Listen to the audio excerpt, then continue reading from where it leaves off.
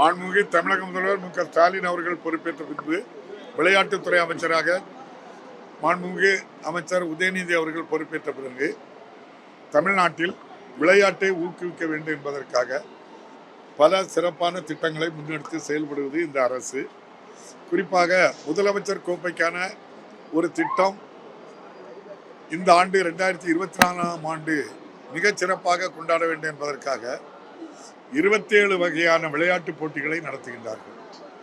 குறிப்பாக பள்ளிகளில், கல்லூரிகளில் மாணவ மாணவிகளுக்கு மண்டல வாரியாக, மாவட்ட வாரியாக, மாநில வாரியாக தேர்ந்தெடுக்கப்படுகின்றார்கள். அதுபோல் பொதுமக்கள், அரசு ஊழியர்கள், அதுபோல் மாற்றுத்திறனாளிகள், இப்படி 5 வகையான விளையாட்டு போட்டிகளை வைக்கின்றார்கள். இந்த ஆண்டு, கடந்த ஆண்டு சிலம்பத்தை இதிலே நம்முடைய விளையாட்டு போட்டியிலே சேர்த்தது போன்று, சிலம்பத்தை பற்றி உங்களுக்கு எல்லாருக்கும் தெரியும்.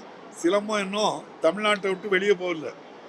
அகில இந்திய அளவில் சிலம்பத்தை இன்னும் கொண்டு வரல, ஆசிய அளவில் கொண்டு வரல, உலக அளவில் கொண்டு வரணும். நம்முடைய மாண்புமிகு முதல்வர் தான் அதற்காக சிலம்பத்தில் பல பிரச்சனைகள் இருந்தனால நம்முடைய அரசே முன்னெடுத்து அந்த சிலம்பத்தை இப்போது நம்முடைய மாநில அளவில், இந்திய அளவில் கொண்டு சேர்ப்பதற்கு முயற்சி செய்கின்றார்கள்.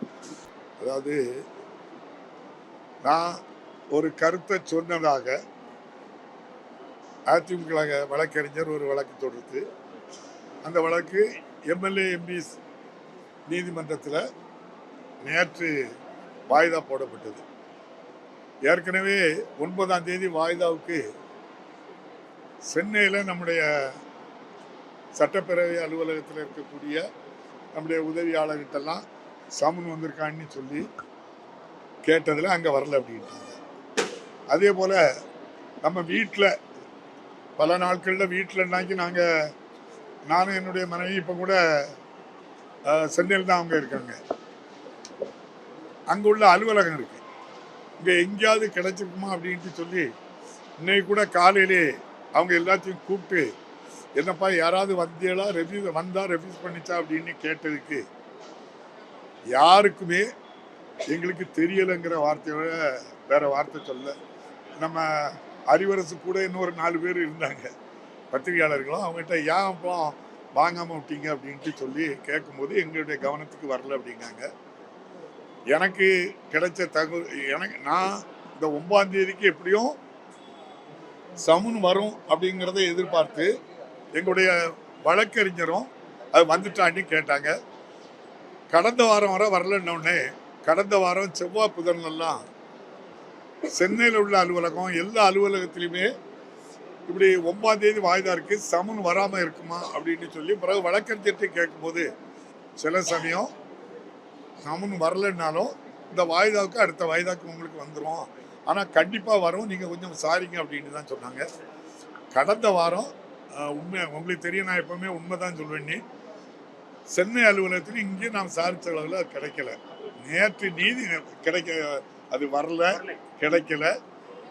ஏங்கிட்ட பத்திரிகை செய்தியெல்லாம் பார்த்தா அப்பாவும் திருப்பி அனுப்பிட்டாரு அப்படின்ட்டு சொல்லி செய்திகள், அது தவறு இல்லை. உங்களுக்கு கிடைச்சதை நீங்கள் செய்தி ஆக்கியிருக்கீங்க, நான் அதுக்கு பதில் சொல்லுதேன். ஏங்கிட்ட இந்த தபால் வந்திருக்குன்னு எந்த தபால்காரரோ அல்லது அவர் யாரிடமோ சொல்லி வரல. நேற்று எங்கள் வக்கீல் சொல்லும்போது தான் உங்கள் பிஎஸ்ஓ அப்படி நீங்கள் வாங்க அவரு சொல்லி மறுத்ததாட்டு சொல்கிறாங்க, அப்படிதான் ரிப்போர்ட் வந்திருக்குன்னாங்க. உண்மையிலே சொல்கிறேன், அவ்வாறு எங்கள் கவனத்துக்கு வந்து அது மறுக்கப்படவே இல்லை. அது 100% உண்மை. எந்த தபால் வந்தாலும் என்னை பொறுத்த அளவில் நான் ஒருபோதும் அதை வாங்க என்ன செய்வதில்லை, மறுப்பதில்லை. யார் என்ன தபாலில் வந்தாலும் அதை வாங்குவேன். அதுவும் நிச்சயமாக நீதிமன்றத்திலிருந்து வந்திருக்குன்னா உடனடியாக கொண்டாங்க, யார் போட்டிருக்கா என்னன்னு பார்த்துனா நமக்கு அதில் கடமை இருக்குது அப்படின்னு சொல்லிடுவோம்.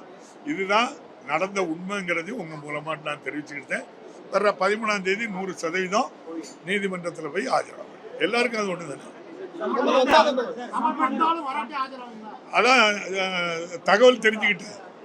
சமன் வந்ததை நான் ரெஃப்யூஸ் பண்ணதாட்டு ஒரு தகவல் பேருக்கு எங்கள் வழக்கறிஞர் ஆஜராகிருக்காங்க. நீங்கள் 13ஆம் தேதி நீங்கள் ஆஜராகுங்க அப்படின்னு எங்கள் வழக்கறிஞரையும் அறிவித்திருக்காங்க. அந்த சமுன் இன்னொருக்கா வரணும்னு அவசியமே இல்லை. 100% அப்பாவு 13ஆம் தேதி அந்த நீதிமன்றத்தில் போய் ஆஜர். பாதகம் செய்பவரை கண்டால் நாம் பயங்கொள்ளலாகாது பாப்பா, மோதி மிதித்து விடு பாப்பா, அவர் முகத்தில் உமிழ்ந்து விடு பாப்பா. அண்மை செய்திகளை உடனுக்குடன் தெரிந்து கொள்ள இணைந்திருங்கள் இயம்நாடு தொலைக்காட்சியுடன்.